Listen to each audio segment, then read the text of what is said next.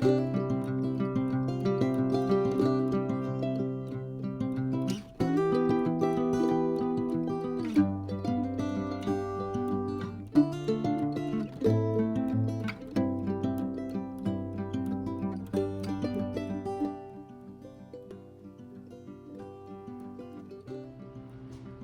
right, welcome back. So today we're going to make jumbles. And I will admit that up until this week, I had no idea what a jumble is. I will tell you though, that Frank has at least 6, probably more, but at least 6 that I could identify jumble recipes in his handwritten cookbook.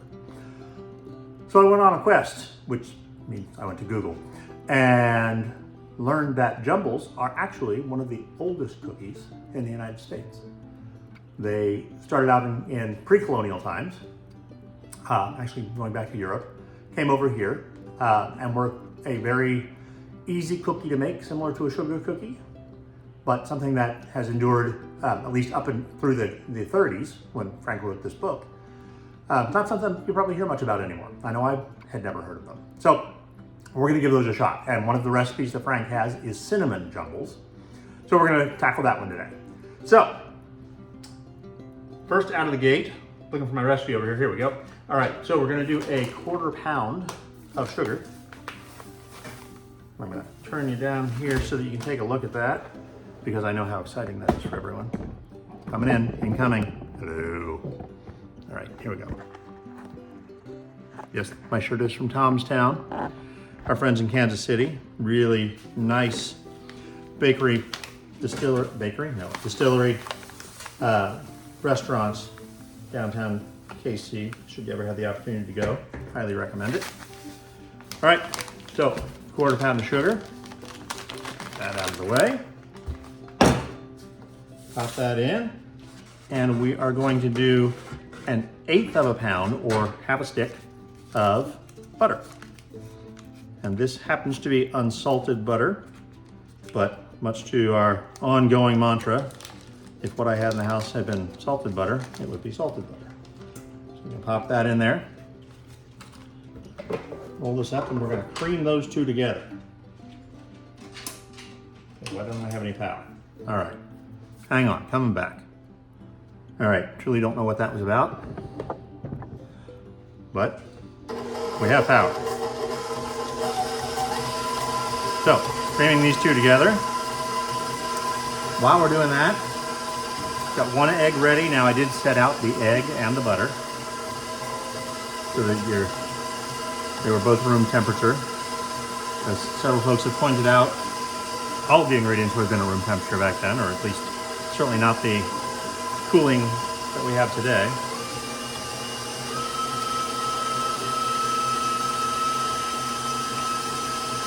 I have ready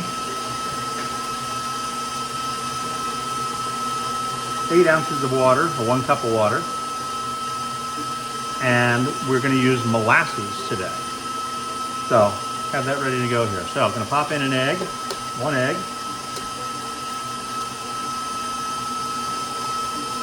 Let that cream down.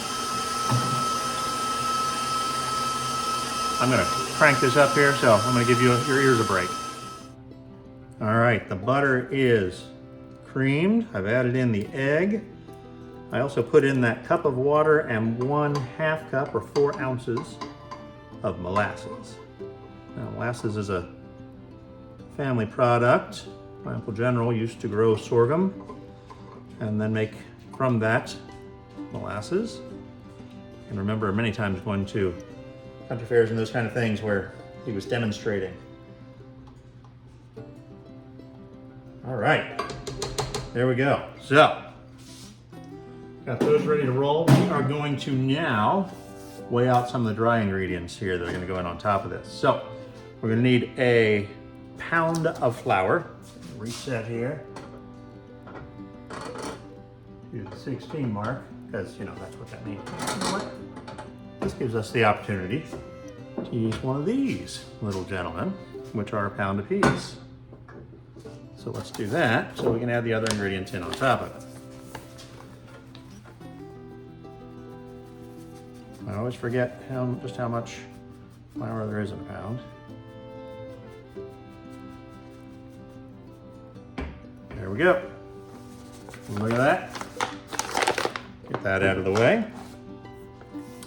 And we're going to put in, on top of that, 3/8 of an ounce of soda and 1/4 ounce of cinnamon. So I'm just gonna, fudge that and say we're doing an ounce. Close enough. If there's a little more cinnamon, are you gonna complain? I'm not gonna complain. All right, let me grab those two things. We'll come right back. Okay, here we go. So, cinnamon from our friends up north, and we are going for 1/4 ounce. So I set that. Let me pop the little strainer thing off. Because 1/4 ounce is quite a bit. We may not have enough cinnamon here in the house. So much to our mantra, we're gonna use what we got. Which in this case, it turns out, is cake spice. Also from our friends up north. Cake spice actually has cinnamon in it. It is, at least I learned about it, as a British product that's used in things like Christmas cake and cookies and other types of baking.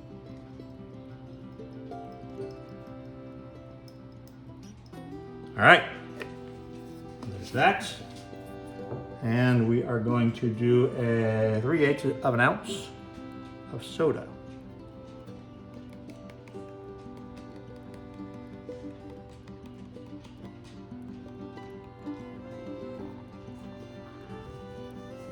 Yeah, I totally did just fudge both of those. All right, let's mix those together a little bit. Over here looking for the whisk that's always laying on top that today is not laying on top. Because of course it's not. So we'll just mix those together a little bit. And we're going to put them all in the old KitchenAid. KitchenAid is an Ohio product. Proudly, thank you. Broadcasting live from Cincinnati, Ohio. All right, that was close enough. We're gonna put this in. I'm gonna save your ears. We'll get this started here. Grab a mom spoon. Mom spoon. Put some of this in. We're gonna get this started. All right, coming back. So, you never know what's going to come out, right? And I quickly Googled because the dough is a little, I'm going to call it gloopy, right? It's not exactly a solid cookie dough. It's not dropping from the spoon readily, but I mean, you see what I mean, right? And it turns out that there are two different ways to do this. One of them is with a cutout, and the other is to pipe the cookies out into a figure-8 shape. And then it has some meaning and blah, blah, blah. But like I said, let's give that a run. Let's try it.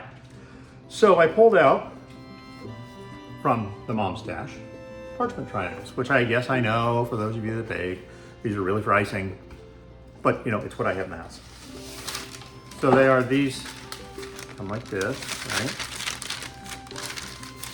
And then they have these really great instructions on the back of how to fold it. I've been wrestling with this damn thing for the last 20 minutes. So it's either gonna work or it's not. But in any case, give us an opportunity to use something else that was Mom's. So game on. And we're now gonna pull out a Mom's stash of cake tips. A round tip. Clip the end off the bag, just like I remember Mom doing back in the aughts. Not really in the 80s. I mean, really in the 70s. But anyway, I'm gonna clip that off a little bit more. Fill up this here bag, and we're gonna pipe out some cookies. So in our little bag of horrors here, we've got our dough. And I'm just gonna, since I, honestly don't know what the hell I'm doing here. It's real simple. And do that.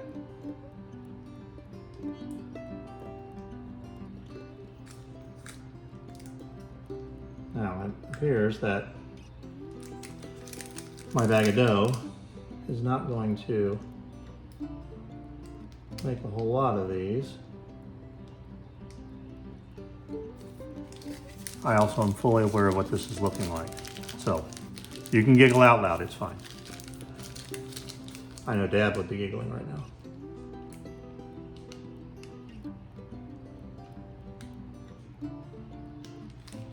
All right, so there's the general principle. I'm gonna do, well, at least 4 more of these, I guess.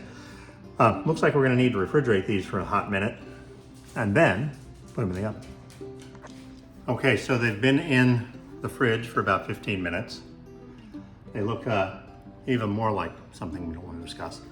But we're gonna throw them in the oven and let them bake for about 10 minutes at 375 and see where we end up. Okay, so here we are coming out of the oven. I know what you're thinking, and frankly, if your dog can do that, then it's very talented. But they smell really great. So, let these get cool for a minute, go from there. So,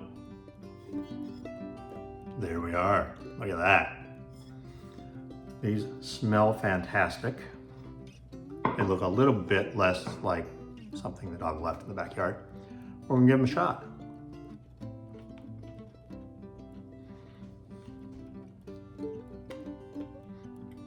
I'm gonna go and take that a big bite. I have a big mouth. So, cakey, which is good, would be equally as good with full cinnamon, but with that cake spice in there, that's really good. We're gonna hang on to this recipe. We might use different flavors or colorings, but you know, so be it. These are damn good. Frank, there's another one.